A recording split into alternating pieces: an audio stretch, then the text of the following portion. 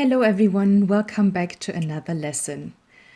If you have been joining me from the beginning, you already do know that my channel is still very new and I regularly try to see what I can do better, how I can improve on the way I deliver my lessons to you. And I think one of the aspects that I have noticed myself is that my lessons have gotten rather long lately. So lesson number 12 was about asking open-ended and closed-ended questions. And the lesson length is now typically around 30 minutes, which I think is too long. So from now on, I would like to separate my theory lessons from the exercise section so that you guys can choose if you would like to watch both, or maybe you're only interested in watching theory and want to skip the exercises, or the other way around, you only want to do the exercises and skip the theory. That's completely up to you from now, because I will be presenting or going through the exercises with you in separate videos, so that I hope that in the future my video length is going to be no more than 15 to 20 minutes. Thank you very much for bearing with me, for your patience, and for coming back. I will try to take into account that I think 15 to 20 minutes are going to be a better length to present the knowledge to you in digestible chunks and not overwhelm you with too much at once. So let's dive right into the exercises of lesson number 12, asking open-ended and closed-ended questions. The first exercise I presented to you was this gap text here, in which you were asked to fill in the missing question words or question pronouns. So you do know that there is a difference here. I have not provided the translations this time because I think you should be able to guess from context and from the words that you do know quite well. Let's look at number 1 first. Ist das? Das ist mein Bruder. We want to be saying, who is that? This is my brother. We ask about who, the person. The question pronoun for that is wer. Wer ist das? Das ist mein Bruder. Number 2. Gehst du? Nach Hause. We want to be asking, where are you going? I'm going home. Nach Hause, towards home. So bear in mind, we're asking about a direction now, not a location. Therefore, we need to where. The question word for that is wohin. Wohin gehst du? Nach Hause. Number 3. Schläfst du jede Nacht? 9 Stunden. And from the answer you can tell we want to be asking, for how long do you sleep every night? We're asking about a duration of time. So how can we do this? We need the question word wie plus the adjective if we want to ask about the extent or the degree to which something is taking place. So we will need to combine wie plus the adjective lange in terms of a long duration of time. And the question is then, wie lange schläfst du jede Nacht? 9 Stunden. Number 4. Kommen Sie? Aus Ägypten. And from the answer we can tell we're asking, where do you come from? Where from is again directional, but this time in the other direction as wohin. So here we need woher. Woher kommen Sie? Aus Ägypten. Where from do you come? From Egypt. Number 5. Machst du gern am Wochenende? Lesen. We have studied gern together already, so this question is asking, what do you like doing at the weekend? Reading, lesen, to read. So the question pronoun for what in German is was. Was machst du gern am Wochenende? Lesen. That's a true answer. And number 6. Ist mein Telefon?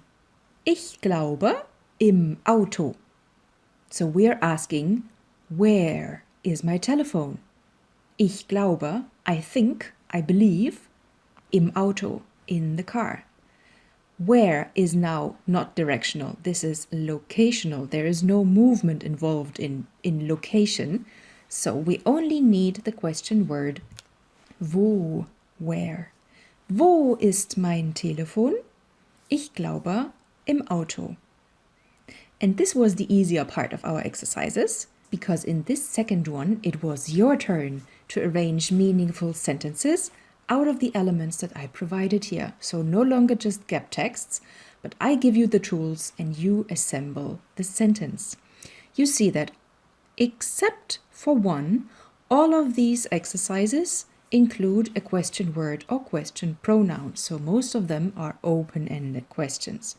We will need to arrange and conjugate the elements of the sentence in order for them to make sense. Let's start with number one. We have been given the elements wann, abfahren, der Zug, Bahnhof. We want to be asking the question, when does the train depart from the train station? For an open-ended question, we need to initiate the question with the question word. So wann is going to be in the first spot. We have to have the conjugated verb in the second place. Abfahren is a separable verb, so we detach the prefix, put it at the end of the sentence already. We only need to conjugate fahren now. This one is irregular, with a stem change in second and third person singular. Der Zug is our subject, so it is third person singular. And vom Bahnhof is placed in between the conjugated verb and the separated prefix as additions to the sentence, like objects or locations or adverbials, etc. So what is the final result of our sentence here? You got it? Wann fährt der Zug vom Bahnhof ab? Wann fährt der Zug vom Bahnhof ab? So let's quickly analyze one more time.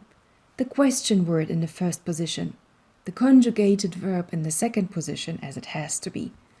Der Zug, our subject, is now placed after the conjugated verb in the third spot. Vom Bahnhof as an addition to the sentence, from the train station. And here is our separated prefix at the very end of the question. Wann fährt der Zug vom Bahnhof ab? And now let's try to do the same with number two. We have been given wer, ausmachen, das Licht. This should be easier. We want to ask who switches off the light, das Licht, the light. Ausmachen. You know that aus is also a separable prefix. We need to detach it, put it at the end of the sentence. We conjugate machen for third person singular. Wer is third person singular, an imaginary person. We're asking about that person. So the final question is going to be, wer macht das Licht aus? Wer macht das Licht aus? Sentence number 3. Warum du sich beeilen so sehr? We want to ask, why are you in such a hurry? And sich beeilen is a, what kind of verb? A reflexive verb. So we need to pay attention to also modifying the reflexive pronoun sich for du when we conjugate, okay? So we will start again with the question word. Warum? Beeilen needs to be conjugated for du. Warum beeilst du dich so sehr? Why hurry you yourself so much? Why are you in such a hurry? And remember, we need to put the reflexive pronoun du dich after the subject if the subject is a personal pronoun, which it is in this case. Warum beeilst du dich so sehr?